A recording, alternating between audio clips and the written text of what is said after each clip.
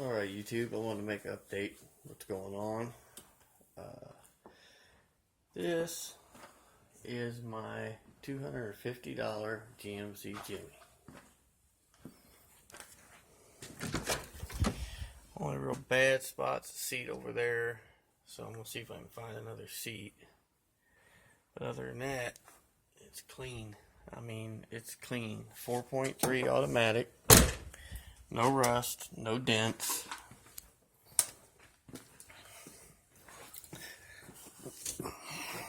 It all be around the other side here.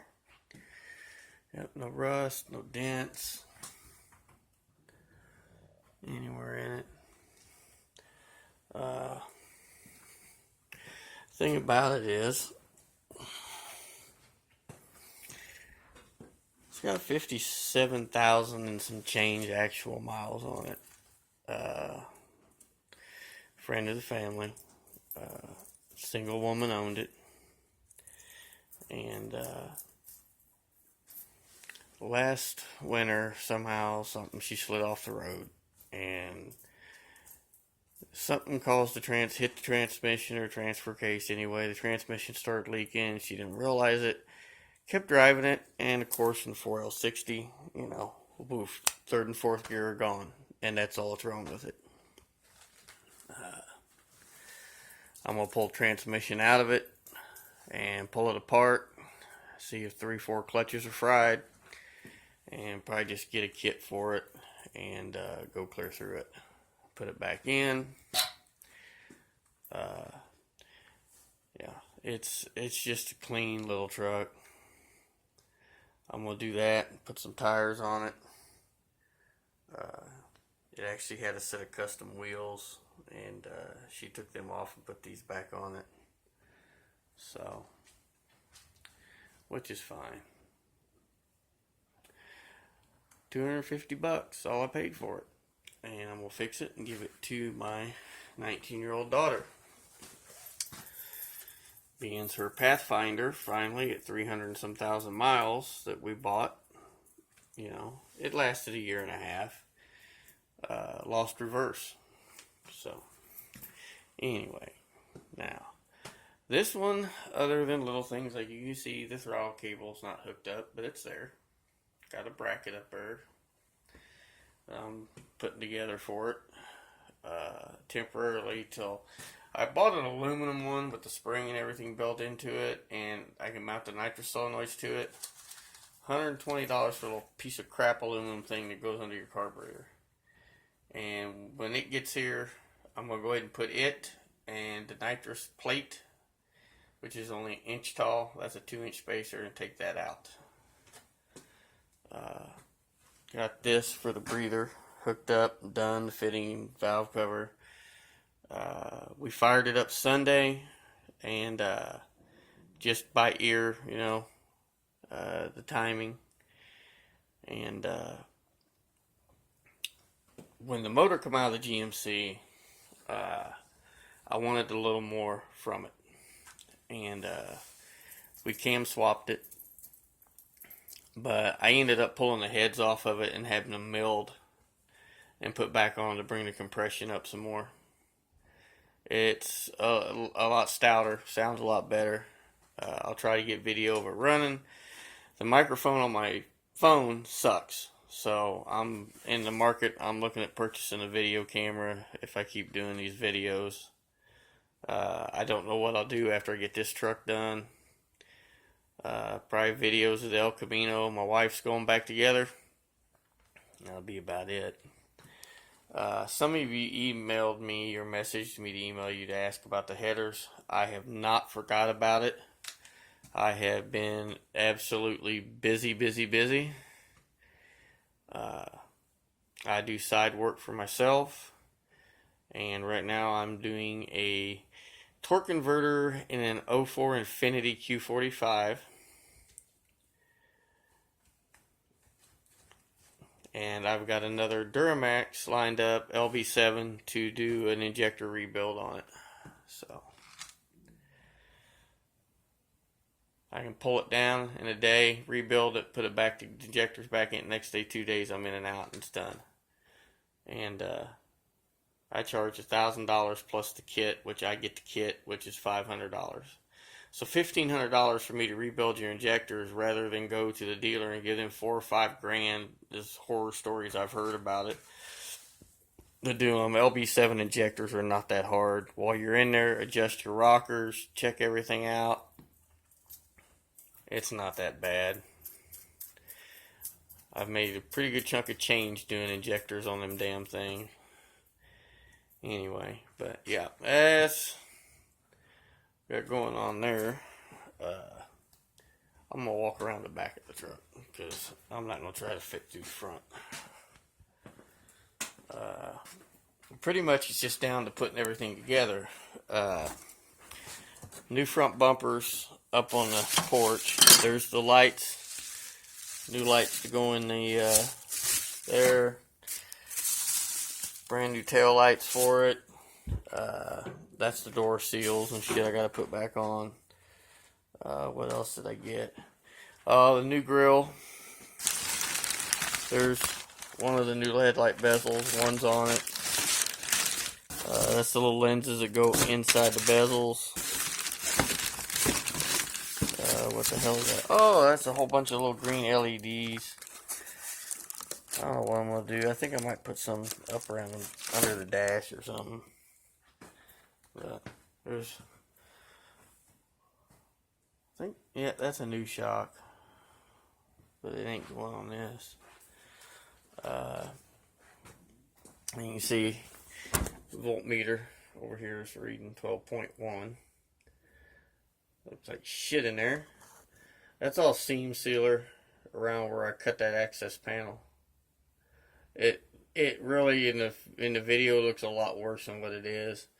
It's just a humped up part of the floor that I beefed up 3/8 of an inch higher than what it was, and then I riveted it back and put seam sealer, but I just spread it out with my fingers. So I smeared it in a bigger area than what I probably could have or should have. But hey, it's done. I got a whole bunch of that matte stuff to go on the floor anywhere. I got like 30 square yards of it. I'm going to move the tachometer from where it's at up there. I'm going to move it down a little bit and over somewhere so it's not right in my face.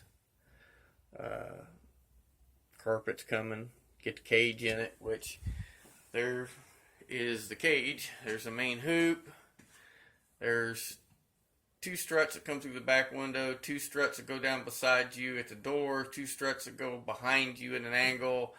There's 2 pieces of tubing over there that welds between the rocker panel and the frame to run the thing through it. The way I'm going to do it is this. I'm not drilling big ass holes in my floor and everything. I'm going to put a piece of plate on top. I'm going to go underneath with the same size plate. When I mark the holes and drill it, then I'll drill the other plate.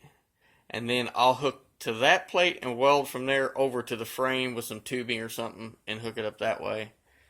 I don't plan on the truck being upside down, but hey, my wife just said she'd feel better. There's the new grill. Even with the LMC and got the little plastic inserts to go on the core support. A little bitty crap like that you wouldn't think about, Ben, but they've got every little nut and bolt for damn near everything over there that's related to pickup truck. And I like LMC. It's 30 minutes from my house. Fuel line. Got everything ran. It's all -6. Line coming in to the regulator, line coming out. That's fuel pressure before and after the regulator. I'm going to come out of here on this side with -4 fittings, I think. I ain't for sure yet. To run the fuel line for the nitrous. That's what I left that side. That's old stuff that's got to come off. That's from our temporary line. It's just hanging there. It's got to come off. Give it a good bath. Clean up the plug wire issue. They're brand new set of Taylors. I put them on it when I had it in GMC. So yeah. Anyway, so you just kind of get a peek. I'm going to get some Neverdol and clean them tanks up where it overflowed and the antifreeze stained it. Got the overflow bottle mounted. About it.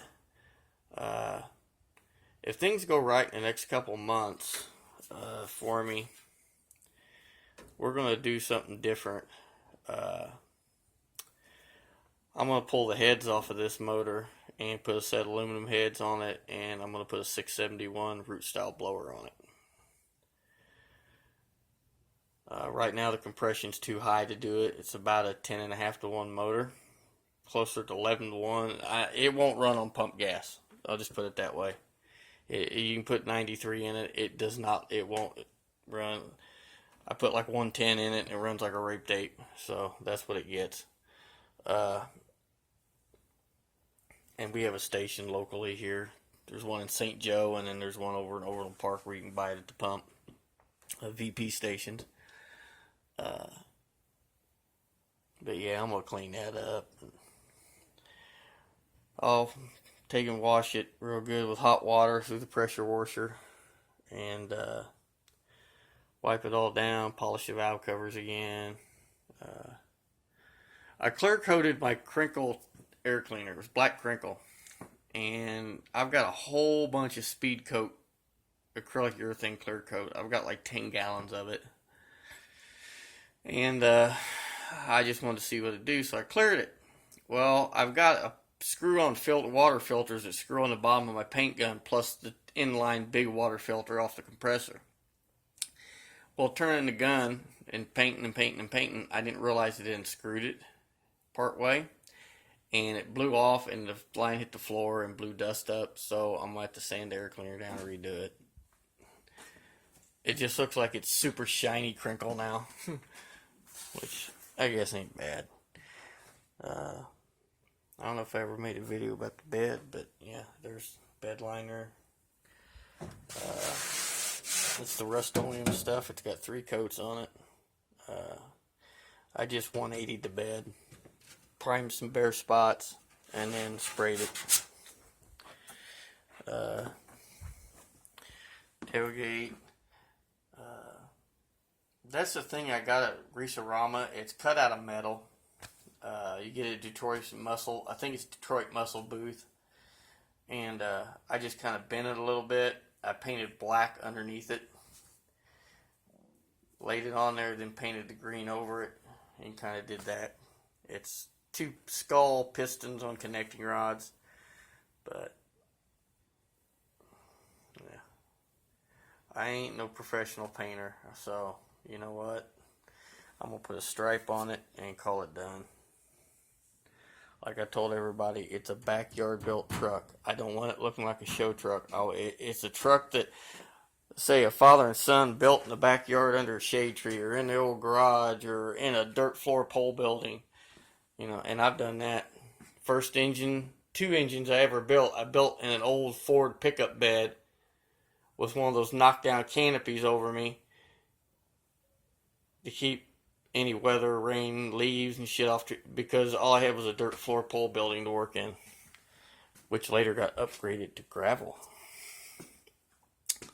But yeah, just I got to put the Caltrek bars on. I painted them and cleared them. Lid on the battery box. Tighten the alternator belt, hook up the ground wire, put the bolts in the bottom of the fan shroud, put the Caltrek bars on, fill the rear end with oil, wire the tail lights, which I've got a wiring harness I made all up. I just got to hook into the factory harness up here, which is like 4 wires. Run them all out, bought new plugs for everything. So, yeah. Got rid of that little bracket thing up there with the skull on it. It was just temporary to hold those, because I got tired of them flopping around trying to put the motor and shit, fight shit up there and everything else.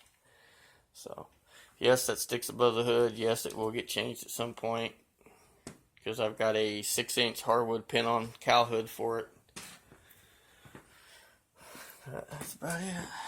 Both slicks are on. That's about all that's been going on. Gotta get in here and clean all this crap up. seam sealer stuff stinks. But hey. Yep, that's it.